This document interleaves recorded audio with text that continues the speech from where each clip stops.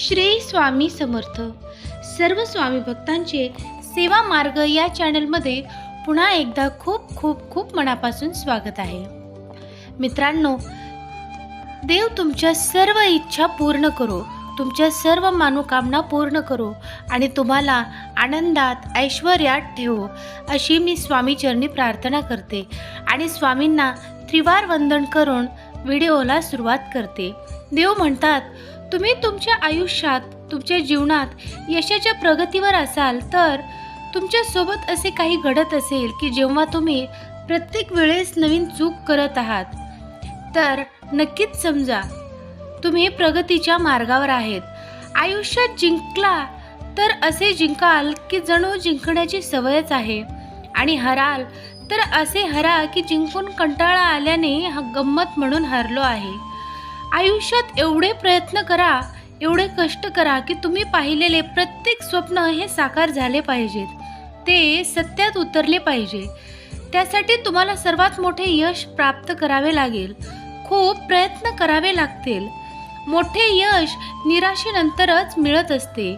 जेव्हा सगळे संपून गेले असं आपल्याला वाटतं, तेव्हाच तीच खरी वेळ असते काहीतरी नवीन सुरू करून दाखवण्याची.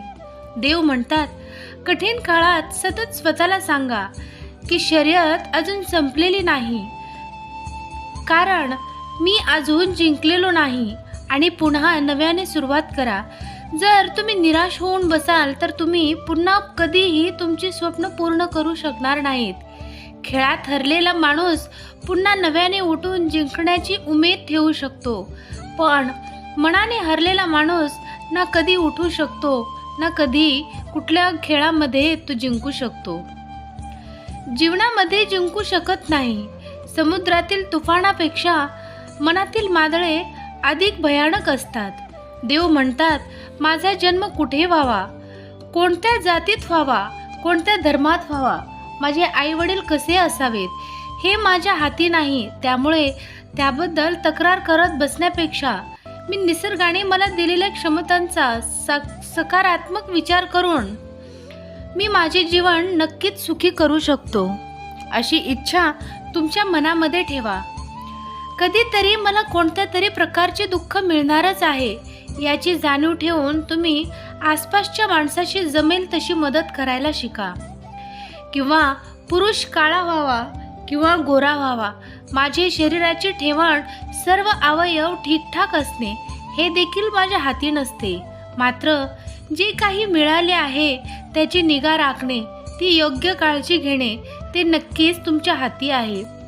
हे विश्व निर्माण केलेले नाही किंवा आहे, विश्व असे असले पाहिजे या माझ्या मताला देखील काही किंमत नाही. तेव्हा आहे असे का, तसे असे का नाही वगैरे प्रश्न विचारात राहून वैतागण्याऐवजी चूक आहे, अयोग्य आहे ते किमान तरी करणार नाही हे मला ठरवता येणार नाही, कारण ते सर्व आपल्या त्या जगतपिताच्या हातात असते. तो जगतपिता ठरवत असतो की कोणाला कुठे पाठवायचे आहे, कोणासाठी कोणती जागा सुरक्षित आहे, कोण कुठल्या जागेसाठी पात्र आहे. ते सर्व गोष्टींचा अभ्यास करूनच आपल्याला ज्या त्या ठिकाणी पाठवत असतो. तुम्ही जर या मताशी सहमत असाल तर होय महाराज, मी सहमत आहे असे टाईप करा. आसपास असलेल्या लोकांची, माझ्या संपर्कात येणाऱ्या लोकांची माझ्याशी कसे वागावे हे मी ठरवणे नक्कीच आपल्या हाती नसते. तरी मी त्यांच्याशी प्रेमपूर्वक वर्तन करणे हे नक्कीच आपल्या हाती आहे. संयम, मृत माशा, मंगल कामना हे नक्कीच माझ्या हाती आहे आणि हे मी करू शकतो. माझ्या आयुष्यात घडणाऱ्या घटना, परिस्थिती यावर माझे अनेकदा नियंत्रण नसते, मात्र त्यावेळी सकारात्मक विचार आणि योग्य वर्तन नक्कीच माझ्या हाती आहे. ज्यांनी लोकांच्या सानिध्यात राहूनही मूर्ख लोक ज्ञान ग्रहण न करता त्यांच्यात वाईट शोधत बसतात. तुम्ही या मताशी सहमत असाल तर होय स्वामी टाईप करा आणि श्री स्वामी समर्थ नावाचा जयघोष करायला विसरू नका. देव म्हणतात, मला जे मिळू शकले नाही त्याबाबत दुःख करत राहण्याऐवजी जे काही मिळाले आहे त्याबाबत मी आभारी असले पाहिजे.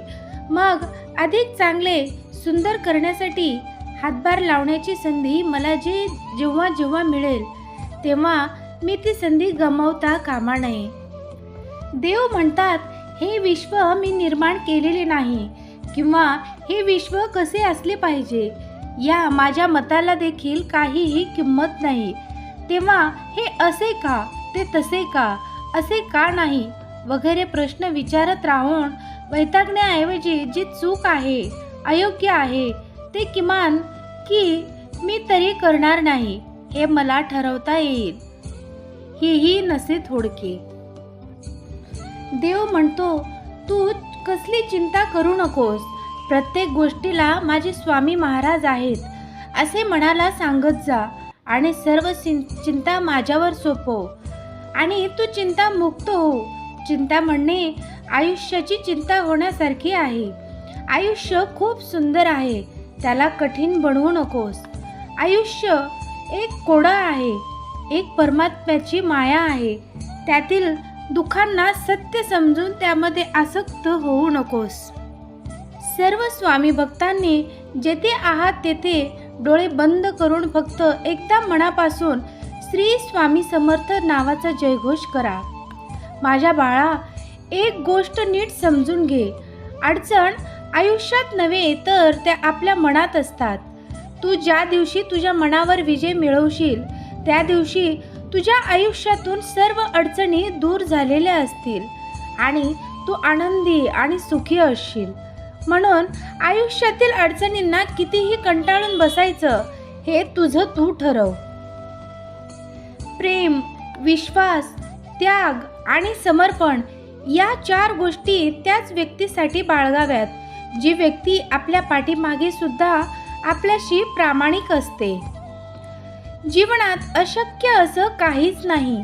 वेळ आणि इतर सुद्धा पाणी नेऊ शकतो. फक्त त्या पाण्याचा बर्फ होईपर्यंत वाट पाहण्याची गरज आहे. बाळा, तुझ्या नशिबात पुढे काय वाढून ठेवलंय हे तुला माहिती नाही, पण माझे नामस्मरण करत राहा. देवाच्या सेवेमध्ये स्वतः व्यस्त ठेव आणि स्वतःचे कर्म करत राहा. तुझ्या डोक्यावर माझा हात आहे आणि तुझ्या प्रयत्नांना माझी साथ आहे. त्यामुळे चिंता करू नकोस, कारण ज्यांच्या डोक्यांवर स्वामींचा हात असतो, साक्षात परब्रह्मा हाच असतो, त्याला घाबरण्याचं मुळीच कारण नाही. श्री स्वामी समर्थ. मित्रांनो, तुम्ही जर आत्तापर्यंत हा व्हिडिओ ऐकत असाल आणि तुम्ही माझ्या चॅनलला अजूनही सबस्क्राईब केलं नसेल तर जरूर सबस्क्राईब करा आणि स्वामी नावाचा जयघोष कॉमेंट बॉक्समध्ये करायला विसरू नका. श्री स्वामी समर्थ. जय जय स्वामी समर्थ.